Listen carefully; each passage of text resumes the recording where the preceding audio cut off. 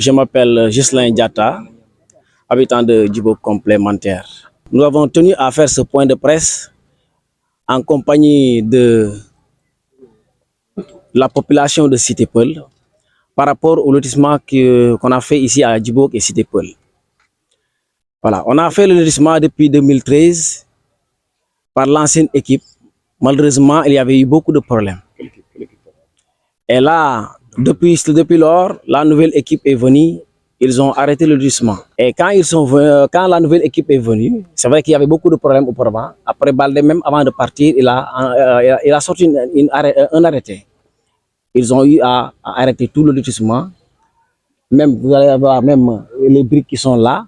Il y a beaucoup de propriétaires terriens qui ont construit les briques. Et jusque-là, ils ne peuvent pas construire. Et quand la nouvelle équipe est venue, ils ont repris le lotissement.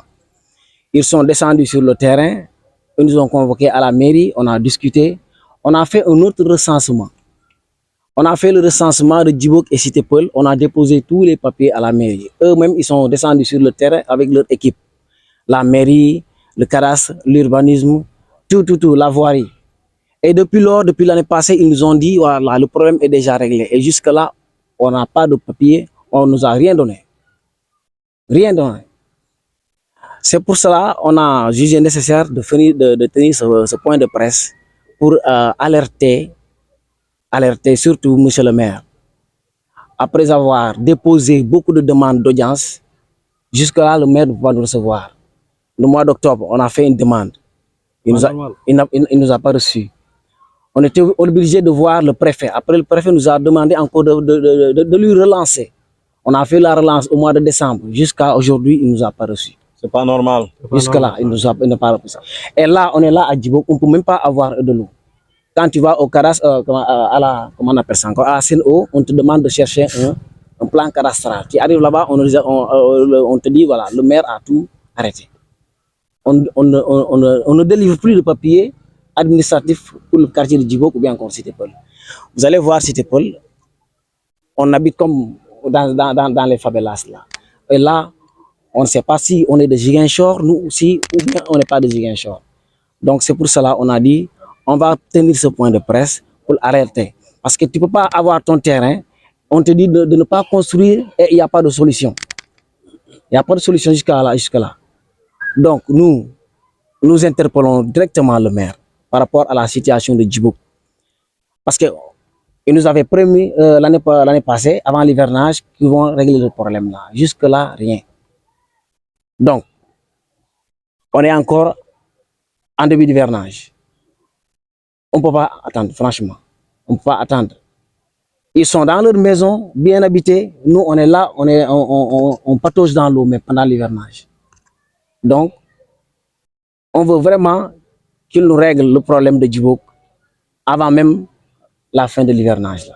Sinon, après la fin de l'hivernage, celui qui a son terrain, il va construire. Là, c'est sûr. Ah ouais. Voilà. C'est une exigence de votre part. C'est une exigence. C'est une exigence. Regardez, il n'y a que des briques ici. Tout le monde a fait des briques en attendant les papiers. Jusque-là, on ne peut pas avoir de papiers. C'est comme si on n'est pas des citoyens, alors qu'on les a élus pour qu'ils règlent nos problèmes. Merci beaucoup. Mangi Toudou Madja Diop Sané, di njuuti kuréel gu tudd Vision Citoyenne, di gërëm waa Djibo complémentaire ak waa Cité Peul, di leen gërëm yéen journalistes yi ci seen teewaay ci waxtaan bi nga xamante ne moom mooy daje ak taskat xabaar yi. Ndax ñun dañuy faral di wax rek lu yëngu rek lu ko yëngal moo ko ëpp doole. Mais lu ñuy njëkk a ñaax population yi nga xamante ne ñoom ñoo nekk Cité Peul ak Djibo complémentaire mooy ñi boole seen xol yi nekk benn te ni xam ni ils ont les mêmes problèmes. Képp ku fi teew problème bi la tax a jóg moo tax a jóg keneen, donc nañu boole seen xol yi parce que xeex mënoo cay dem avec des esprits séparés wala ngeen cay dem kii leneen moo nekk ci xelam kële leneen moo nekk ci xelam. Te lii ay di jàmbat te def waxu mooy li nga xamante ne depuis 2013 la ñu lotir fi nga xamante ne moom mooy Cité Peul ak Djibo complémentaire 2013 ba 2025 mu nekk fukki at ak ñaar bu équipe ancienne équipe mairie bi dirigée par Balde bi mu fi jógee bii ñëw dañuy ne l'état c'est une continuité mooy lan li ñuy jot a rafetlu mooy maire Djibril Sonko en tant que tel teew na fii tolluwul fële di def pilotage à vue daa ñëw ba fii xool li fi nekk xam li fi nekk kon boo demee ba xool li fi nekk xam li fi nekk te nga war a nekk mbindaanu askan gi da ngay wane ni mbindaanu askan gi laa mbindaan askan bi mooy lan kuñ fi fal président kuñ fi fal maire kuñ fi fal député kuñ fi fay président conseil départemental da ngeen war a xam ni yéen vous n'êtes pas au-dessus de nous suñuy mbindaan ñen on vous paye avec notre argent donc boo leen demee bay liggéey da ngeen ñuy liggéeyal li nga xam ne liggéey bu mucc ay la fu mu ne nii ñoom ku nekk si ñoom ku tëdd yaa ngi sa kër tëdd nekkoo ci location wala muy taw ngay xalaat ni sa kër gi kër suuf la dina daanu waaye lan mooy tee bu ñu paree ñëw def état des lieux wax lan moo xew Cité Peul ak Djibo complémentaire buñ ci paree ku nekk li nga xamante ne moom ngay yellal nga jox la ñu jox la ko mais boo duggee Cité Peul ak Djibo complémentaire yaa ngi mel ni kuy dundaat Néma 2 bis te Néma 2 bis ñaañu nu ko encore ci li mel ni commune bu Ziguinchor lu ñuy ñaan mooy lotissement bi bu fekkee amul wala ñoom li ñu def yeyoo leen wala motul nañu ñëw ñu yeggale ko permettre ñi nga xamante ne boobu ba léegi ñeneen ñi ngi def prêt bancaire pour tabax mënuñoo tabax soo moytul xaalis bi lekk nañ ko ñenn ñi ñu ngi tabax seeni brique teg ko depuis ay at a ngi nii mënuñoo tabax boo ñëwee ci fii da ngay gis ni ku fi ñëw guddi ñun xam nañ fi guddi day lëndëm mel ni ci bàmmeel ya lan moo tax est-ce que ñi amuñu droit am un environnement sain dama ne képp ku ñu jiital monsieur le maire dafa am lu ñu tuddee le protocole international relatif aux droits économiques sociaux et culturels moom moo wax ni nit ku nekk da ngaa war a am dëkkuwaay moom moo wax ni nit ku nekk fi nga dëkk dafa war a am kaaraange moom moo wax ni nit ku nekk fi nga dëkk da nga war a am ndox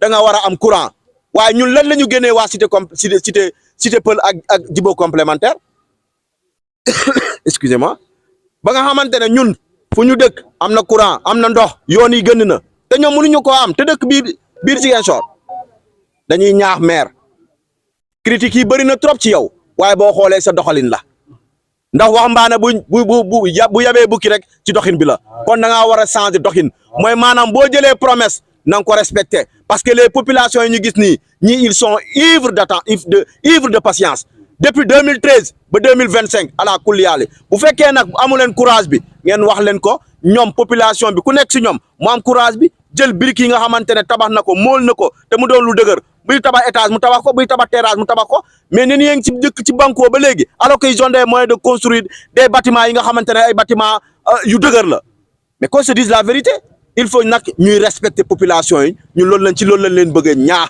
wax leen ni Djibo complémentaire ak Cité Peul dañoo bokk si Ziguinchor keneen ku nekk biir Ziguinchor ni nga war a dundee am sa courant am sa ndox am say lamp yu tak am sa oto mbalit buy dugg si ñii dañ koo war a am parce que ñun gënuñu leen ci lenn ils sont des citoyens à part entière amul lenn luñ leen gënee donc yow saa su ne bu Ziguinchor waay di wax dañuy joxoñu baaram tuuma seen maire ay la yuwén tuumay bëree bu yàggee nag day doon dëgg te bukki nee na lu ñëpp wax mooy dëgg kon nag da ngaa war a changer doxalin monsieur le maire waa Djibo complémentaire soxla nañ la doxal nga ñëw fekk si leen wax ak ñoom saafara seeni problème ndax lii nii yow def nga si état des lieux li des rek mooy distribuer parcelles yi bu mënee nekk nga jox leen ko ku nekk mun a tabax këram parce que tamit yow boo nekkee di tëdd bay xarang bay xondar ñeneen ñi tëdduñu bay xarang saa yu tawee ñu ngi yaakaar ni benn booru kër gi dina daanu ndax lan la banco la te nag ils ont droit de construire comme nu mu leen neexee te nag ñu ngi siy ñaax tamit ki nga xamante ne moom mooy le préfet de Ziguinchor di si ñaax le gouverneur problème bi nga xamante ne ñëpp ko war a sumbandoo